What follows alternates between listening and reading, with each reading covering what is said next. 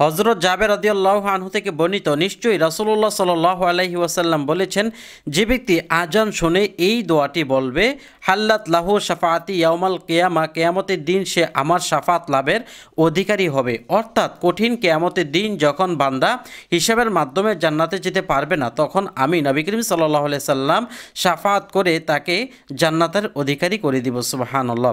দর্শক, এখন কথা হলো, এই দোয়াটি কিন্তু অনেকেই পাঠ করতে পারেন বা অনেকেই দোয়াটি জানেন, কিন্তু এই দোয়াটি পাঠ করার পেছনে 5টি নিয়ম আছে। যে 5টি নিয়ম জেনে এবং সেই নিয়মগুলো পালন করলে আপনি অবশ্যই এই দোয়ার উপযুক্ত ফজিলত পাবেন। যেমন দেখেন, দরুদ এবং সালাম প্রেরণ করার পর এই দোয়া পাঠ করা সুন্নাত। তাহলে দরুদ জানতে হবে, সালাম জানতে হবে।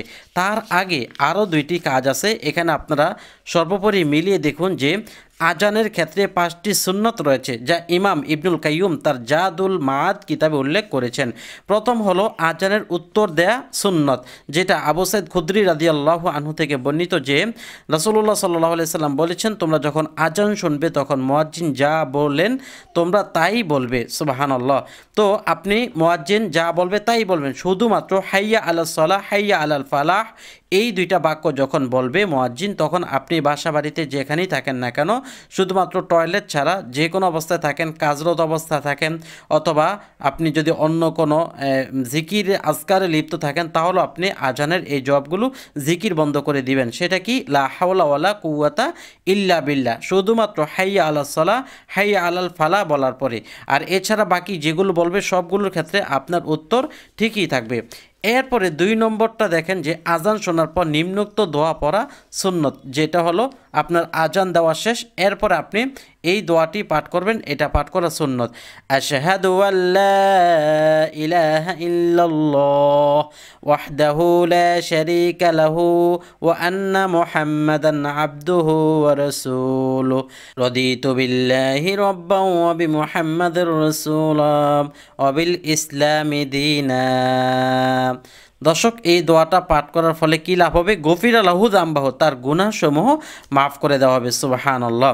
আজানের উত্তর দেওয়ার পর নিজের কল্যাণ মঙ্গলের দোয়া করা সুন্নত। অবশেষে নিজের জন্য দোয়া পাঠ করা, নিজের কল্যাণ ও মঙ্গলের জন্য আল্লাহর কাছে যা যা আপনি চাওয়ার তা তাই চাইতে পারবেন। এরপরে যেটা করতে হবে, রাসূল সাল্লাল্লাহু আলাইহি ওয়াসাল্লামের উপর দুরুদ এবং সালাম প্রেরণ করা।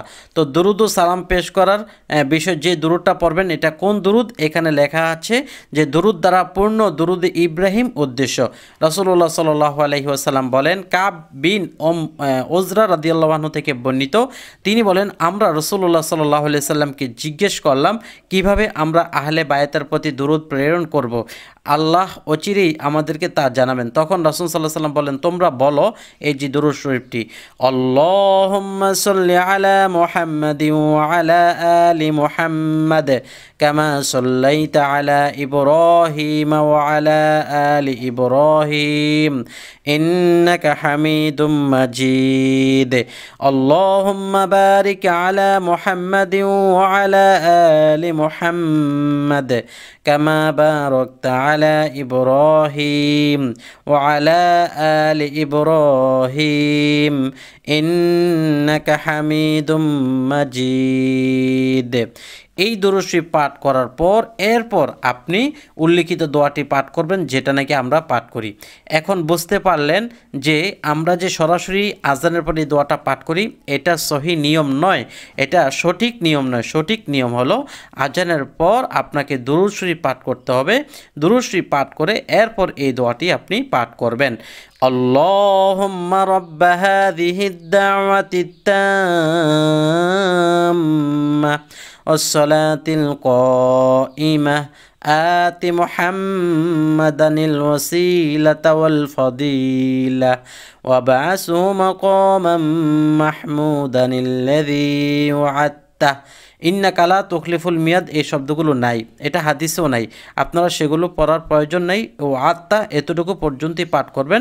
এতটুকু পর্যন্ত পাঠ করলে হাল্লাত লাহু শাফাআতি ইয়াউমাল কিয়ামা, কিয়ামতের দিন সে উম্মত, সে আমার শাফাত লাভের অধিকারী হবে। সুবহানাল্লাহ। এই দোয়া পাঠ করার উপকারিতা হচ্ছে, পুনরুত্থান দিবসে, কিয়ামতের দিবসে রাসূলুল্লাহ সাল্লাল্লাহু আলাইহি ওয়াসাল্লাম তার জন্য সুপারিশ করবেন যে আল্লাহ আপনি তাকে জান্নাতে নিয়ে আনেন, আল্লাহ আপনি তাকে জান্নাতে নিয়ে আনেন। 522 সহিহ বুখারী হাদিস নম্বর 614। দর্শক, আমরা এইভাবে আজান শেষে দরুদ শরীফ পাঠ করে এরপর আমরা এই দোয়াগুলো পাঠ করব এবং আমরা নিজের জন্য যা চাওয়ার, মঙ্গলের জন্য যা চাওয়ার তাও চাইতে পারবো ইনশাআল্লাহ। যদি ভালো লাগে একটি লাইক দিবেন। পরবর্তীতে এমন আরও দোয়া পেতে আমল টিভি চ্যানেল সাবস্ক্রাইব করে পাশে থাকা বেল বাটনটি চেপে রাখবেন।